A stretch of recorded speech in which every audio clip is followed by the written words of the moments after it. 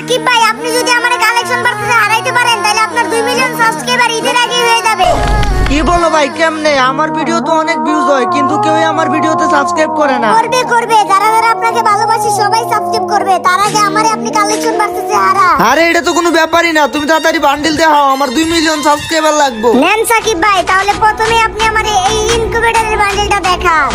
না না, এই ইনকিউবেটর বান্ডেল তো আমার কাছে নাই, তুমি পারলে আমার এই ইনকিউবেটরের বান্ডেলটা দেখাও। না সাকিব ভাই, এই বান্ডেল তো আমার কাছে না, আপনি পারলে আমাকে এইবার এই ইনকিউবেটরের বান্ডেলটা দেখান।